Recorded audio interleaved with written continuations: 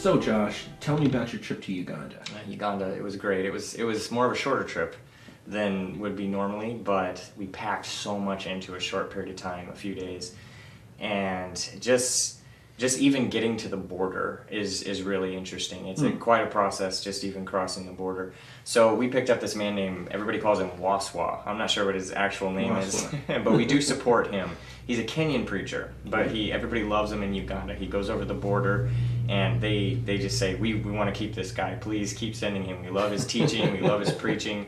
You know, and they're training their own guys now, but they love Waswa. So he knows all the ins and outs as far as getting over the border. And so we pick him up, and we go over. This is with Randy Steigerwalt. It's his ministry. So he's done a lot of work over there, and they love him. Sure. But Waswa's getting us through the border, and there's something there I would probably never forget is just being in the parking lots right there when they're getting the insurance on the car changed and all this, and you have to hand in your license, your title, and all this, and you get a new sticker, a new stamp, you're crossing. But I'm sitting there in the parking lot, and I look up, and the van beside me has a casket on it, and it's just covered in luggage. You know, you can see both ends of it, but then you've got just all this luggage, poor baggage, just bags of who knows what. And you just think, wow, that's the end of that guy's life right there. And so this is an empty casket we're talking about. I was told it was full. Wow. I was told they're actually transporting a body on the top of this van, just full of luggage around him. And so they're taking it back. See, if you're a Ugandan and you die in Kenya, there's some tribes there that specifically say you have to be buried on our land. And you have to come back. And in fact, in Uganda, different from different other places in Africa, like even Ethiopia and places, in Ethiopia, I'd see grave sites clear out there, but Uganda, I was shocked. I mean, they're like 10, 15 feet from the house. So every day they see their loved one's gravesite. It's like a cement mausoleum you see just right above the ground, and you see it cracked, it's old, but I've never seen them buried anywhere that close to the house. So it's very special for them to get that body back in. So that was something to see, where I'm seeing someone being transported on the top of a van, you know. How about that? But I mean, getting over the border is quite a ordeal. You have to go through so many checkpoints. We were scammed by one guy, made to pay extra money, and we had to do it. And well, it wouldn't be an overseas trip if that didn't happen. That's pretty much true. It happens a lot. But we did finally get over, and you get over the border, and you're seeing a lot of sugarcane fields, especially right on the border in that area. And then as you're getting into Mount Elgon, which is right on the border of Kenya and Uganda, which is where these guys are ministering, you're seeing it goes from sugarcane to banana. And I've never seen so much banana in my life. Wow. I've been in South America and different countries, you know, and in Latin America, and you would think that you see banana plantations or plantain. Sure. But I have never seen so many bananas in my life. This is vast. Yes. This is a cash crop for them, I guess. It goes from sugarcane to that, and they're selling them. They're taking them over the border by the truckload into Kenya. You know. Yeah. The Mount Elgon, all that rain flows down, and so it's all green right there in that area. Sure, that makes sense. They're growing a lot. And so you see that. You see as we get closer, I guess it's a Soronko County kind of the area on the slopes of Mount Elgon. And there's a huge Muslim college right before you get into that county. And so you see many Muslim people just going in and out of the college territory, riding on the roads and everything. Right. But then you get into this kind of more tribal area. And up the mountain? It's right on the slopes. It's like right on the edge, and you can see the slopes. And really most of what we saw was only one of a whole bunch of slopes. If you look at the mountain, if you looked at it on Google Earth, you could see all these slopes coming down from all sides. Ridge after ridge after ridge. Yeah, and the next day, that's kind of what I saw. But we get in there, and I can see kind of in a valley, and we're just surrounded by ridges. And we start down this dirt road, and there's all these people with branches. Kind of like what you think of Jesus when he came into the city, and they lay down palm branches. Right. That's what I saw. They're coming, except we're in a Land Rover coming down a dirt road, and Randy, they are so happy to see him. He's like a spiritual father for them. Right. And we come down that road, and they're all coming up. They're doing the shrill voice that they do, and they're just greeting us, and they're singing songs. and you see them with all these branches, and they're coming to meet us, and they follow us all the way down to their village, and then they surround the truck, and so then we get into a kind of the beginning of a college setting where Final Frontiers was able to pay for some of that to be able to set that up to have a teaching time and to be able to pay their food. So everybody has come, and we're able to share some things and teach some things. So I meet this church, and it's Gagula that's there. That's his name. Ugandan pastor. Yeah. He has quite a story. And his heart when he came back to that area was he came back home and he says, I want to reach this mountain. And so we're in this conference. I got to do some speaking there. And then Randy gets up and he tells Gagula, he tells these other preachers who none of them were supported at that time. I mean, nobody was supported. And he's telling him, I want you to put your heart for this mountain, put it into Josh here, put it into his heart, what you feel. And he just stoked the flames about it, And so right after that service, it was getting towards dark. And they said, well, let's just show you a little bit of the mountain. And they put me on a bike, and we traveled by motorcycle. And if you're lucky in Uganda, it might just be you and the pastor on a motorcycle. Right. But 90% of the time, it's going to be a motorcycle driver, then the pastor, then you. Oh, wonderful. And then if you're really... This isn't a Harley Davidson we're talking about, right? No, these are more motorbikes, but they're smaller. They're dirt bike. Smaller. Dirt bike, yeah. But the seats are kind of elongated enough to where you can haul people on them. But still, you try to put 3 people. Oh boy. Yeah, I feel like all over Africa I lived on the back of a motorbike pretty much, because you get with these preachers and they take you out on dirt roads and up mountains to see where they go. Right. And these guys they're not able to have a motorcycle, so they're renting one from someone to get me around. And we paid for that, we helped them out. Mm-hmm. But imagine, there's this one scene, I've got video footage of this guy, this pastor, he's like patting the back of the bike saying, here, jump on, and there's already 3 guys on there. So if you can imagine jumping on 4 guys, you literally have to take your hand, and there's because you're already bouncing on the back, I have the camera equipment in a bag on my back, so I have to be the one on the back. And so I wedge my hand in the steel bar in the back just to keep myself from bouncing off the back. No. And we are going through. This is in Uganda on the other side of that mountain. We're down in the valley, and there's 4 of us, and he takes me off trail, and we're going over little tiny boards and stuff over little ravines. Right. Oh, and I've got coffee plants slapping me in the face and everything. We're running through. So it gets to be an adventure on the back of those bikes. But they took me up that night and just showed me the edge of the mountain. They showed me some people that are there. Some of the other pastors showed me their homes, and they're excited for me to see it. The goal was just kind of show me the edge of it, and because it was getting dark. Sure. And then the next morning they said, okay, we're going to start early, and we're going to let you see our mountain. And so that's how early are we talking about? Crack of dawn? Kind of the crack of dawn, getting up. They always want to serve you breakfast, though, and make sure that you're well fed. Milk tea, or they have something different? Yeah, it's always milk tea. It's not as much like Kenya, but it's similar to that. The ladies are all out there with the big pots, and they're boiling the milk and then putting the tea leaves in it and all of that. They're out there peeling bananas because they constantly eat bananas with everything. Sure. They make a special kind of I don't know what it was called, but it was good. It's different from Kenya, and it's just a special kind of tribal dish. So they get us ready, and there's about 2 pastors and another guy that I really became good friends with, and he had lost an arm actually, but he's always got a smile on his face. And I got to meet him. I spent a lot of time with him, and his son would sneak into my room early in the morning before the sun came up, and he would hold the flashlight while I'm reading my Bible. And he would be so intrigued, and he would be looking at the words and everything. Right. How did he lose his arm? His father lost an arm in a car wreck. And his heart was to be a mechanic, and they were telling him actually that he was going to die, or they were going to have to take his other arm and his leg. Oh my goodness. And he thought if really God healed him enough to where he was able just to lose one arm, but it was bad car wreck. Oh my goodness.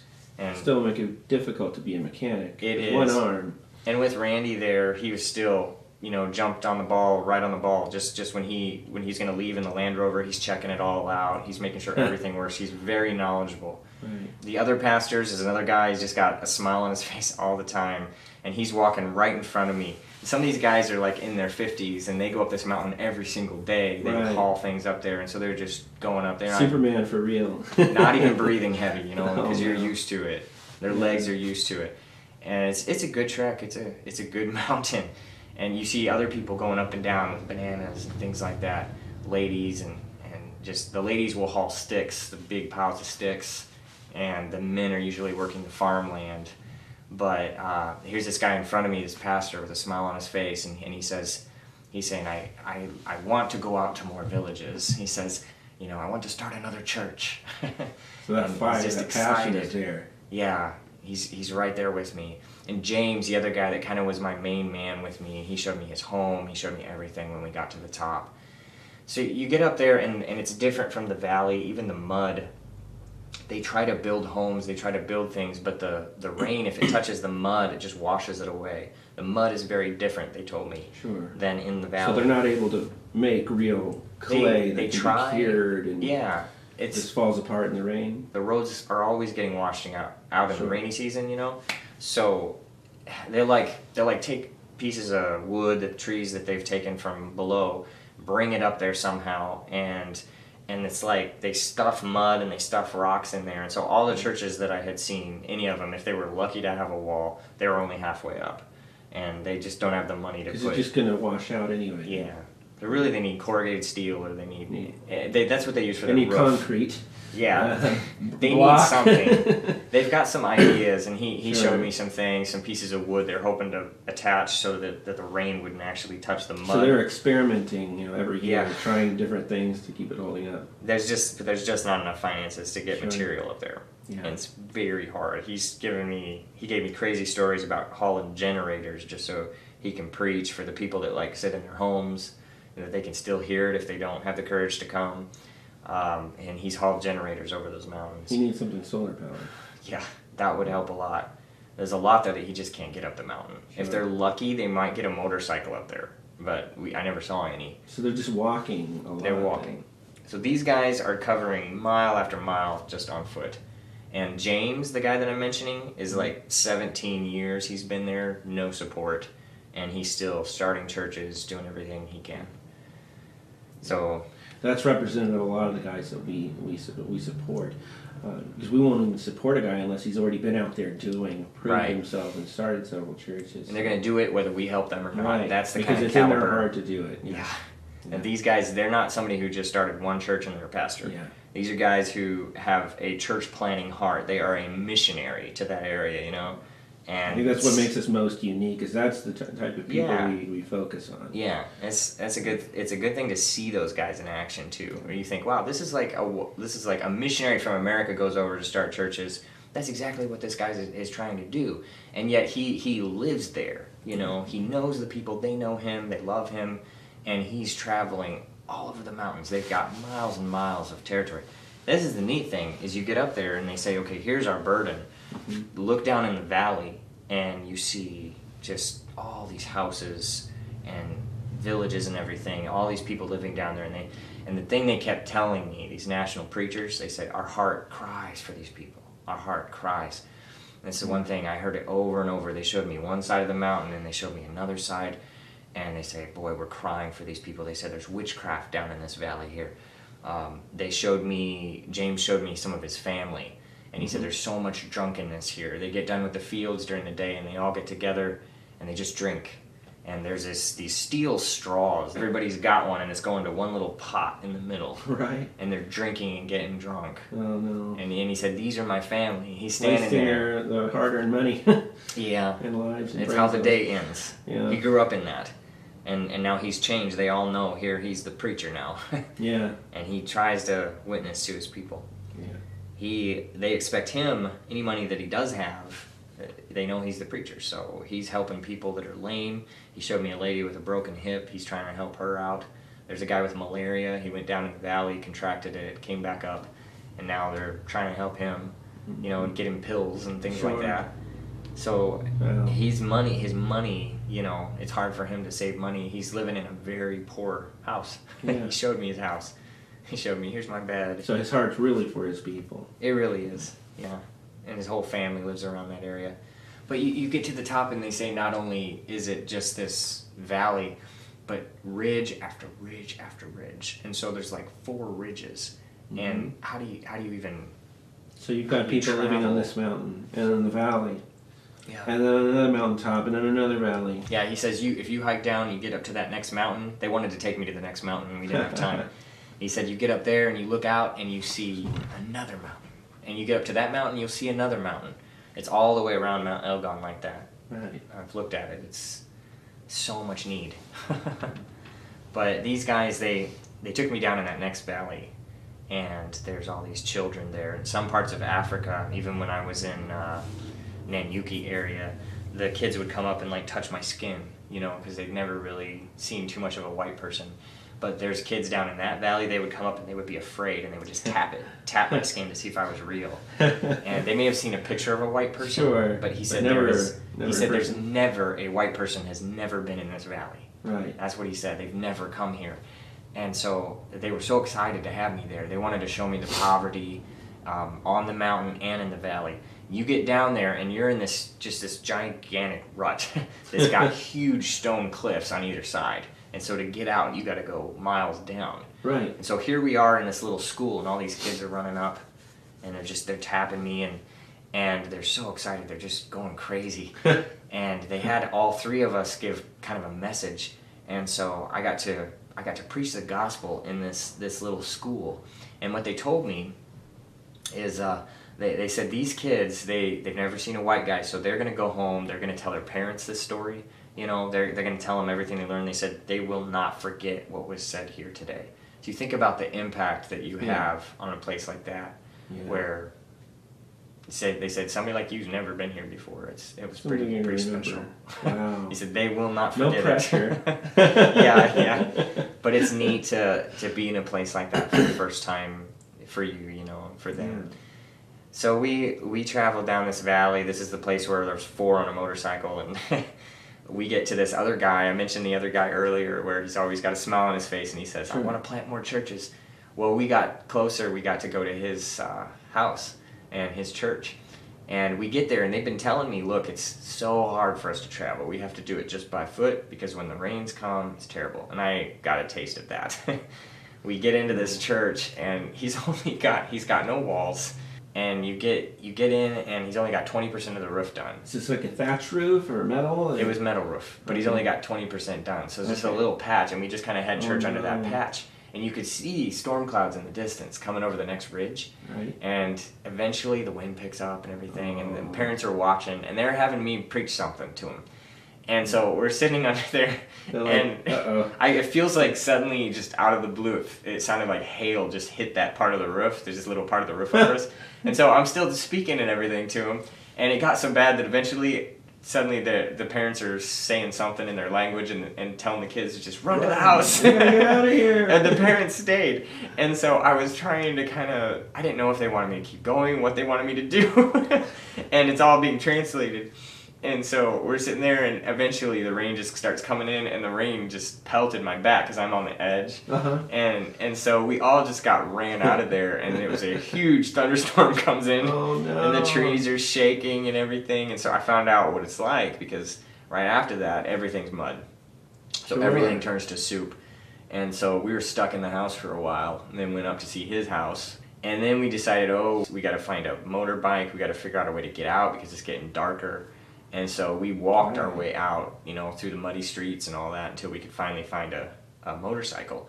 And the roads were so bad that how's the motorcycle gonna? The motorcycle went on its side at least 2 times on the way back with me and another guy on it. There were 3 of us. Oh no! So we had a guy hired, and somebody would give up, and then we'd walk a little bit. We'd find another guy, and he'd be sliding around, you know.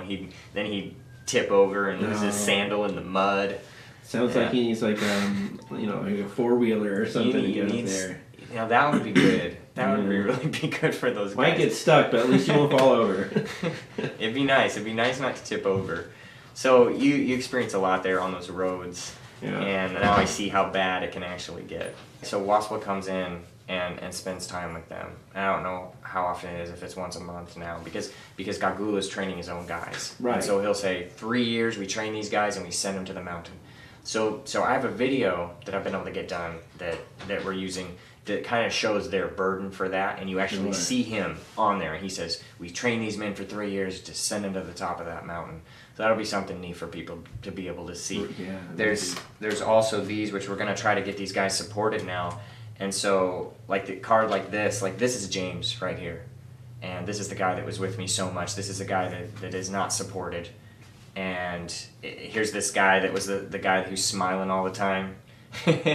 This guy who's only got his roof's not even done. I looked into how much it would cost. I can't remember what it is now, but I figured out the money for that if somebody wanted to help this guy. And there's 15 guys here now that we have. We've got them ready, so their applications are filled out, and people can support these guys. But they've got good hearts, and like I said, some of them have been there for 17 some years, doing what they do faithfully. Yeah. And they're ready to be supported. Just think of what they could do with just a little bit of funding. Yeah, they'll reach that next mountain, and then the next one. All they need is just a little bit of funds to be able to help feed their family, and just pay for fuel. That's what they need. So there's some really good guys there, and I got to spend time with them, meet them. Really, really neat. They love the national director. They love Brother Randy a lot. Yeah. He's a great guy. Yeah, he is. He's got a real heart for those people. He's been there. I don't know what, 20, 30 years. It's been over 30 years. It's been a while. Yeah. Yeah, he's been there. He's an amazing man. Really, he's got an amazing ministry. Yeah. So there's a lot to see, even just on the border. We didn't go deep into Uganda, but there's a lot to see. Good guys. So if you're interested in helping these men, check the links out in the description. They all need support. And if you want to see the other video, it's called Reaching the Mountain. There'll be a link in there as well.